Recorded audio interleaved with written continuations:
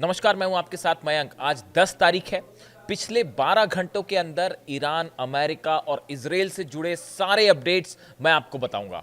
देखिए, इस वक्त की बहुत बड़ी खबर आ रही है। ईरान और अमेरिका के बीच में भयानक जंग छिड़ चुकी है। अमेरिका की तरफ से ईरान के 10 ठिकानों पर हमले किए गए, बंदर अब्बास पर हमले किए गए, केशम आइलैंड पर हमले किए गए, सिरीक पर हमले किए गए और जास्क आइलैंड पर हमले किए गए। इसके अलावा हॉर्मूज के आसपास जो द्वीप हैं उस पर भयानक स्ट्राइक्स की गई हैं। ये जो हमले किए गए, ये टॉम हॉक मिसाइल से हमले किए गए हैं, F-35 जेट से हमले किए गए।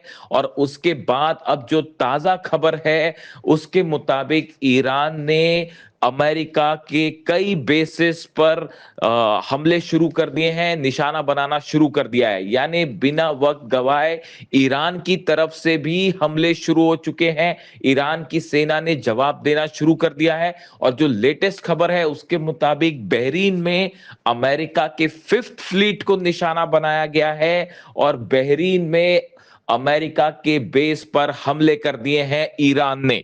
देखिए, कल जिस तरह से ये खबर आई थी कि एक अपाचे हेलीकॉप्टर को हॉर्मूज में मार गिराया गया है, हमने सबसे पहले आप तक ये खबर पहुंचाई थी कि ये कोई हादसा नहीं है, बल्कि शाहिद 136 ड्रोन से अमेरिका के अपाचे हेलीकॉप्टर को गिराया गया। और देखिए, ये खबर बिल्कुल सटीक साबित हुई। एक बार फिर हमारी खबर पर मुहर लगी है कि ये हमला शाहिद 136 ड्रोन से किया गया और अपाचे हेलीकॉप्टर को गिरा दिया गया।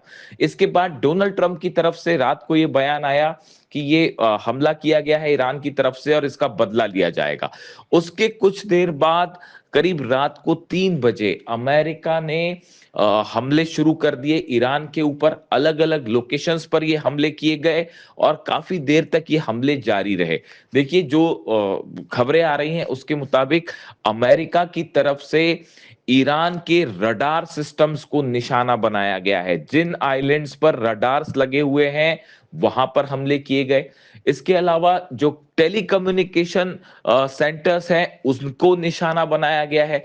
जहां से लॉन्च पैड्स हैं, जहां पर ईरान के, उस पर हमले किए गए हैं। लेकिन इसके साथ ही एक बेहद शर्मनाक घटना यह भी सामने आई है कि सिरिक आइलैंड पर पीने के पानी के वाटर टैंक्स को निशाना बनाया गया। देखिए, ये एक ऐसी घटना है जो इस पूरे जंग को एक नया मोड़ दे सकती है। पीने के पानी के ठिकानों को भी निशाना बनाया गया है। सोर्सेस के हवाले से ये खबर आ रही है। ये हमले टॉमहॉक मिसाइल से किए गए, F-35 जेट से किए गए, जो जहाज खड़े हुए हैं अमेरिका के, उससे ये हमले किए गए। लेकिन इन हमलों के फौरन बाद अब जो लेटेस्ट खबर है, अपडेट है कि ईरान की सेना ने तुरंत पलटवार भी शुरू कर दिया है और बहरीन में अमेरिका के 5th फ्लीट को निशाना बनाया गया है और बहरीन के ऊपर बड़ा हमला किया है ईरान की सेना ने। इस तरह की खबरें सामने आ रही हैं। देखिए, ईरान के विदेश मंत्री अब्बास अराक्ची के 2 बयान सामने आए।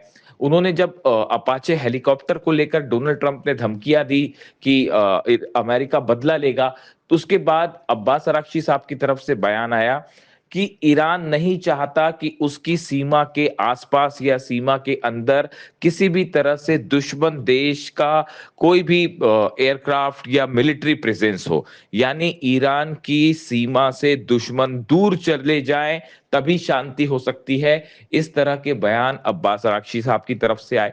उसके बाद जब हमला किया गया, हमले के बाद अब फिर अब्बास अराक्ची साहब का एक बयान सामने आया है। उन्होंने कहा है कि ईरान पर किसी भी तरह के हमले का बड़ा बदला लिया जाएगा और करारा जवाब दिया जाएगा दुश्मनों को। और देखिए, अब ये जवाब देना शुरू भी हो गया है।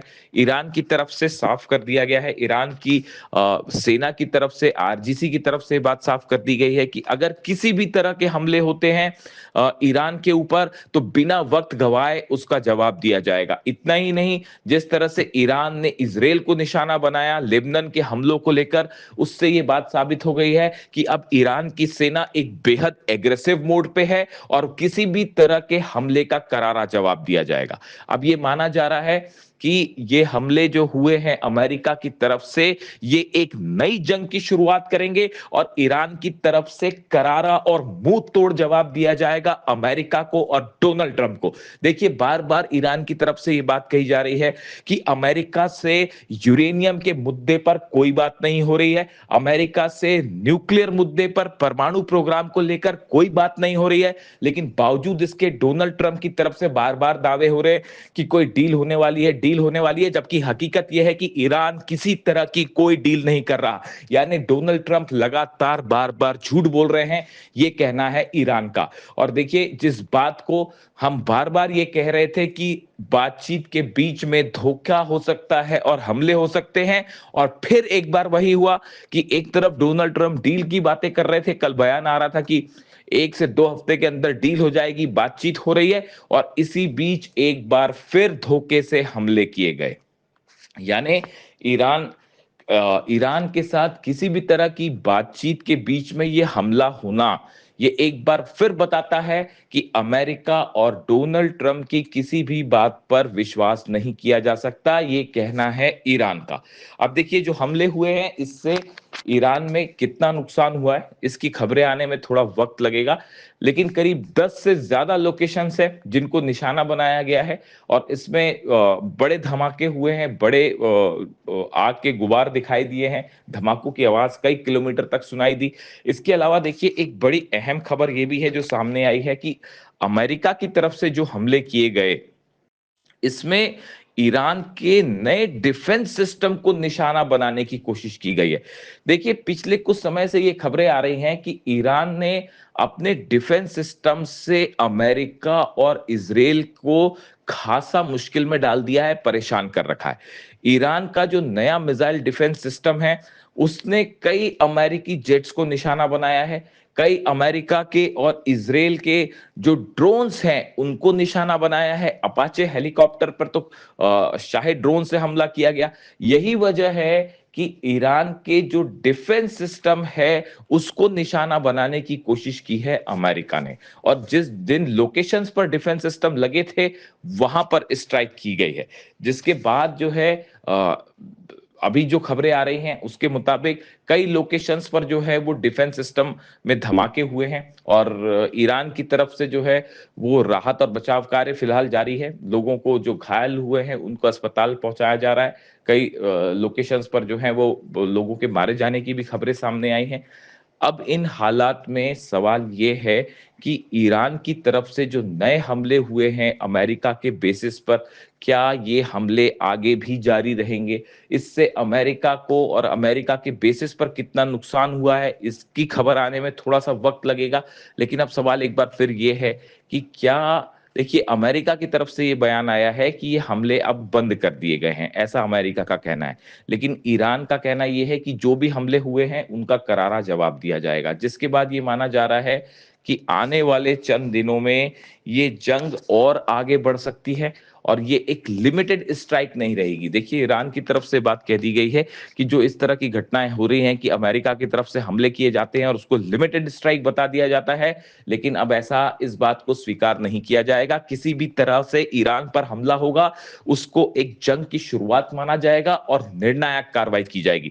यानी ये बात तय है कि सऊदी के बेसिस खतरे पे हैं, यूएई के बेसिस खतरे पर हैं, बहरीन पर ऑलरेडी हमला हो चुका है, इसके अलावा कुवैत और जॉर्डन भी अब ईरान के निशाने पर है, और जितनी जगह अमेरिका के बेसिस हैं सबको इस समय अलर्ट कर दिया गया है। कई जगह सायरन बजने की भी खबरें सामने आ रही हैं। ये बताया जा रहा है कि कई अमेरिकी बेसिस जो हैं वहां पर डिफेंस सिस्टम को अलर्ट कर दिया गया है, और ये माना जा रहा है कि अगले चंद घंटों के अंदर ईरान की तरफ से और बड़े हमले हो सकते हैं।